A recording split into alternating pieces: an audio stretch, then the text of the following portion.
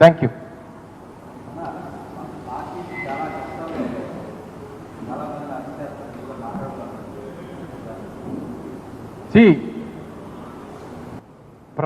ప్రభుత్వం తాలూకా పనితీరు మీద, వారి తాలూకు పరిపాలన మీద శ్రద్ధ పెడితే వీటి మీద పెద్దగా దృష్టి ఉండదు. ఇప్పుడు ఎవరిని అరెస్ట్ చేస్తారు? రేపు పొద్దున్న గట్టిగా మాట్లాడితే మాలాంటి వాళ్ళని, లేదా సోషల్ మీడియాలో ఎవరన్నా ప్రశ్నిస్తే, ప్రభుత్వాన్ని విమర్శిస్తే వాళ్ళని. ఈ ప్రభుత్వం ఏదైనా వారి వైఫల్యాన్ని ఎత్తి చూపేటువంటి ఎవరినన్నా సరే మేము బెదిరించి మా రెడ్ బుక్ రాజ్యాంగాన్ని అమలు చేసి తప్పుడు కేసులు పెట్టి అరెస్ట్ చేసి వాళ్ళు నోళ్లు మూయించేటువంటి ప్రయత్నం చేసేటువంటి దిశగా ఈరోజు ప్రభుత్వం పనితీరు ఉంది.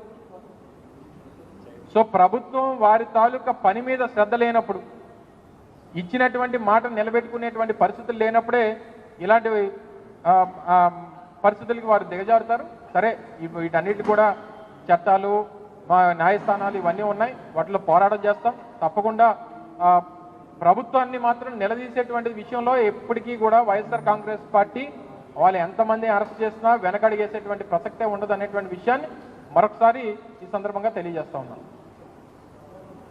ఓకే, చెప్తున్నాను కదా, మళ్ళీ సేమ్ ఇందాక చెప్పినట్టుగా ప్రభుత్వాన్ని, సో వారు ఏదో మాట్లాడారని గత ప్రభుత్వాన్ని గతంలో అధికారం ఉన్నప్పుడు లేదా అధికారం పోయిన తర్వాత తెలుగుదేశం పార్టీని విమర్శించారని చెప్పి ఆయన మీద కేసు పెట్టారు. ఇదే ఇప్పుడు కూటమి నేతలు గతంలో మేము అధికారంలో ఉన్నప్పుడు ఆ రోజు జగన్మోహన్ రెడ్డి గారి మీద కానీ వైఎస్ఆర్ కాంగ్రెస్ పార్టీ నాయకుల మీద కానీ ఏ రకంగా మాట్లాడారో అని ఇవన్నీ మేము పరిగణలో తీసుకుంటే ఇప్పటికీ అక్కడ ఉన్నటువంటి వారు అందరూ కూడా జైల్లో ఉండేవారు. సో ఇవి కాదు, ప్రభుత్వంలో మీరు అధికారం ప్రజలకు ఇచ్చిన తర్వాత మీరు శ్రద్ధ పెట్టాల్సింది పరిపాలన మీద, ప్రజలకు ఇచ్చినటువంటి హామీల మీద.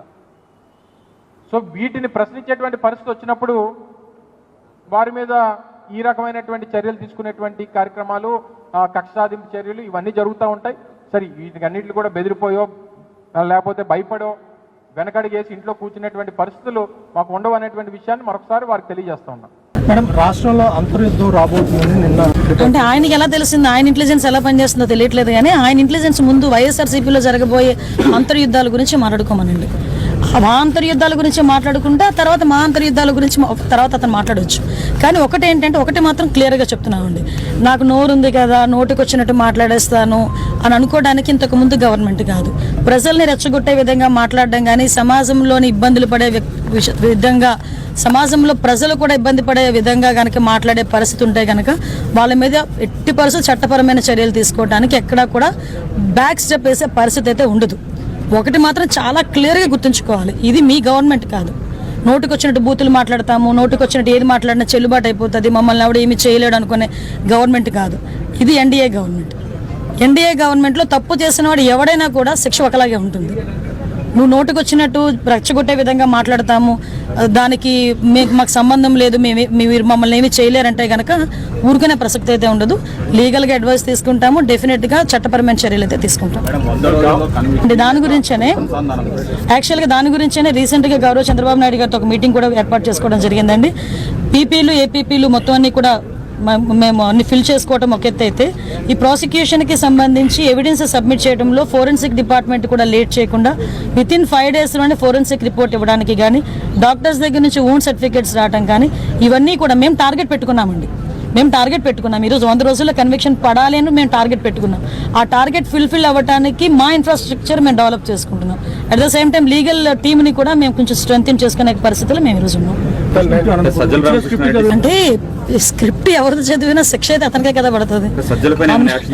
అనుభవించే రాజు ఆయనే కదా, అది వేరే కదా. అది ఏదైనా చదవచ్చు, కానీ అనుభవించే రాజు ఆయనే కదా అవుతున్నాడు. ఓకేనండి, నేను ఒకటి అడుగుతున్నానండి మిమ్మల్ని, డైరెక్ట్ క్వశ్చన్.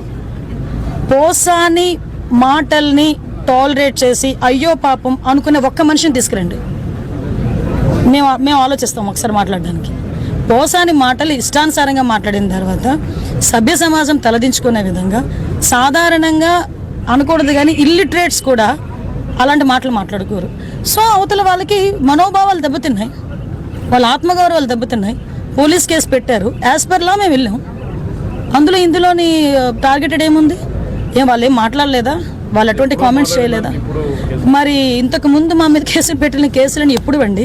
చంద్రబాబు నాయుడు గారికి మీద కేసు పెట్టారు కదా, అది ఎప్పుడు? అది 53 రోజులు తైల్లో పెట్టారు చంద్రబాబు నాయుడు గారిని తీసుకెళ్ళి ఆ రోజు. అంటే ఒకటి ఎప్పుడు కాదు, మాకు కేసుకి మాకు కేసు వచ్చింది, మేము యాక్షన్ తీసుకోవాలి, డెఫినెట్ గా తీసుకుంటాం.